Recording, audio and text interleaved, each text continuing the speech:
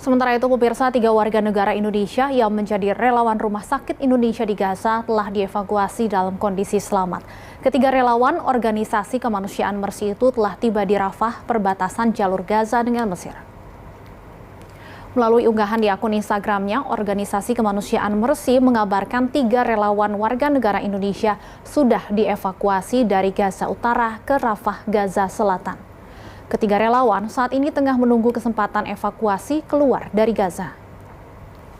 3 relawan WNI, Fikri Rofiul Haq, Reza Aldila Kurniawan, dan Farid Zanzabil Al-Ayubi sebelumnya tidak bisa dikontak sejak 12 November. Rabu 22 November, Ketua Presidium Mercy Sarbini Abdul Murad mengabarkan para relawan akhirnya bisa dihubungi dan dalam keadaan sehat. Kementerian Luar Negeri Indonesia juga membantah berita hoaks yang menyebutkan 3 relawan asal Indonesia ditangkap IDF atau pasukan militer Israel. Kemenlu memastikan 3 relawan WNI dalam keadaan selamat dan dalam proses evakuasi keluar Gaza.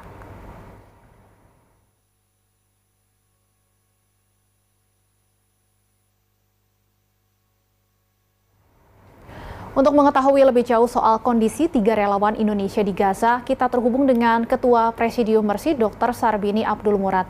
Selamat sore, Dr. Sarbini. Dr. Sarbini, sepertinya kami belum bisa mendengar audio Anda. Mungkin di-unmute terlebih dahulu, Dok. Selamat sore, Mbak. Selamat sore, sudah terdengar dengan jelas. Baik, Dr. Sarbini, informasi terakhir yang diunggah di Instagram Mercy, 3 relawan sudah berada di Rafah. Apakah ada update terbaru? Sudah bisa keluar dari Rafah atau seperti apa, Dok? Tadi kira-kira jam 2:30 kami dapat berbicara dengan Saudara Fikri dan kami juga mendengar cerita beliau dan beliau juga menggambarkan bagaimana keadaan sekarang.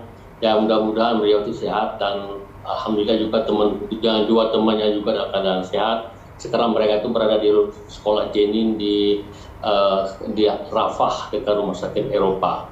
Dan ini merupakan hasil evakuasi yang terjadi pada hari Kamis, di mana dalam suasana yang sangat mencekam sekali dan mereka itu masuk dalam kloter yang ketiga untuk evakuasi. Karena kami memperkirakan bahwa kalau 3 relawan kita ini tidak segera dievakuasi, kami khawatir sekali bahwa Israel akan menyerbu rumah sakit dan akan menangkap 3 orang asing di mata Israel, ini orang asing, dan ini yang sangat membuat kami cemas. Alhamdulillah setelah mereka evakuasi, maka ini adalah langkah yang baik untuk mereka bisa menentukan ke depan nantinya apakah mereka bisa keluar. Nah, ini kami akan terus berkoordinasi dengan Kemlu, yang mudah-mudahan nanti ada jalan yang terbaik untuk 3 relawan kita ini, karena kami selalu berkoordinasi dengan Kemlu untuk mengambil langkah-langkah yang tepat. Atau bagaimanapun juga bahwa mereka adalah orang-orang yang telah bertahan dan telah memberikan gambaran cerita narasi kepada seluruh rakyat Indonesia, sehingga seluruh rakyat Indonesia ini merasa memiliki rumah sakit Indonesia yang pada hari ini mengalami masalah yang cukup besar setelah Israel menghukum Bidlahiyah di mana lokasi rumah sakit Indonesia. Baik, jadi komunikasi terakhir pukul 2:30 sore tadi ya, Dok, ya, sekitar 2 jam yang lalu artinya. Benar-benar, Mbak. Lalu seperti apa situasi di Rafah ya? Tadi Anda sampaikan yang disampaikan oleh Fikri. Seperti apa yang diceritakan oleh Fikri kondisinya di sana saat ini, Dok? Ada satu hal yang diceritakan oleh Fikri, bahwa sekarang Rafah pun tidak aman seperti yang diberitakan yang terdahulu. Ya, terang diberitakan bahwa yang paling banyak serangan Israel itu ditujukan ke daerah utara. Tapi pada hari ini Israel juga sudah mencoba untuk menyerang daerah utara, daerah selatan dan daerah tengah. Ini juga yang mengkhawatirkan relawan kita dan warga yang mengungsi dari utara, dari rumah sakit Indonesia ke selatan. Ini Fikri menggambarkan seperti itu. Baik, jadi Rafah pun saat ini bisa dikatakan juga sudah tidak aman, semoga bisa cepat-cepat dievakuasi. Kalau kondisi dari RS Indonesia, Dok, dari informasi rekan-rekan relawan, bagaimana kondisi terakhirnya sebelum mereka akhirnya bisa dievakuasi ke selatan? Awalnya sekitar 1.200 atau sampai 2.000 orang warga yang tinggal di RSI Indonesia, baik staf rumah sakit maupun korban dan warga. Kemudian saya memberikan ultimatum sehingga mereka meninggalkan rumah sakit per kloter. Dan sekarang informasi saya dapatkan bahwa di rumah sakit ada sekitar 200 orang warga yang masih bertahan dengan 25 orang tim medis. Dan dokter yang warga yang bertanya adalah warga-warga yang memang sakit parah, tidak bisa mereka diangkut dari rumah sakit, dan dokter bertahan karena inilah bagian dari upaya mereka untuk membantu korban ini. Dan kondisi rumah sakit kita hari ini sangat mengenaskan, Mbak, bahwa ada upaya-upaya sistematis Israel untuk mengamfalkan rumah sakit Indonesia dengan cara-cara yang di luar nalar kita ini.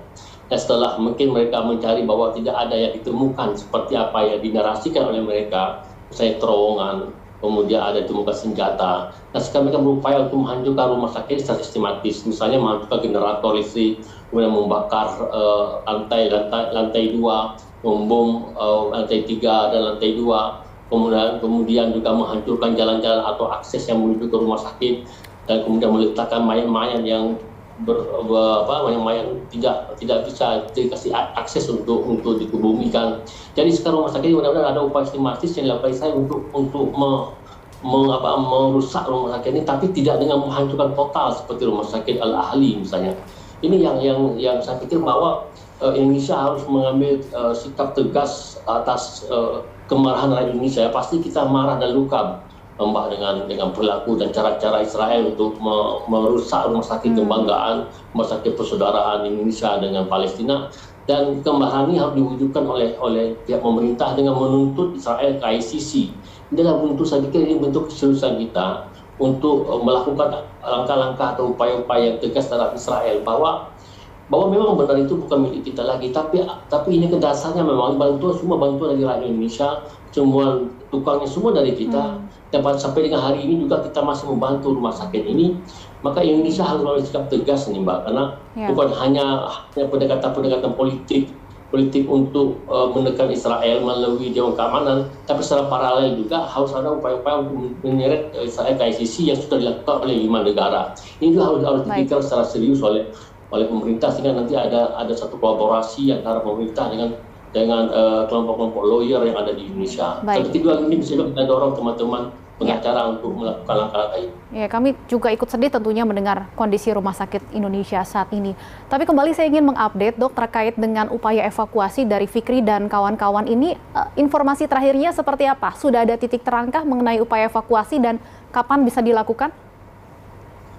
Ini, Mbak, ini kan suasana sulit ya, suasana masih belum nyaman dan aman ya. Artinya evakuasi apapun yang dilakukannya harus sesuai dengan situasi kondisi yang kondusif, sehingga bisa dilakukan upaya-upaya yang lebih aman gitu ya. Tapi kalau misalnya kondisinya masih kacau, masih ada serangan-serangan walaupun gencatan senjata, maka mungkin pihak Mesir tidak berani juga untuk membuka Rafah atau ICRC misalnya, atau Recreation Mesir atau Palestina juga tidak berani untuk mengambil langkah-langkah untuk mengevakuasi relawan atau warga negara asing yang ada di Gaza. Maka saya pikir sangat tergantung dengan situasi dan kondisi, Mbak. Maka diskusi awal yang kita sudah lakukan, tapi untuk proses ke depan saya pikir ini situasi dan kondisi yang harusnya akan menentukan cepat atau lambatnya sebuah proses evakuasi. Baik, tentunya kita doakan semoga evakuasi Fikri, Farid, dan juga Reza bisa segera dilakukan dengan selamat. Terima kasih Ketua Presidium Mercy Dr. Sarbini Abdul Murad atas waktunya telah bergabung dengan Berita Satu Sore.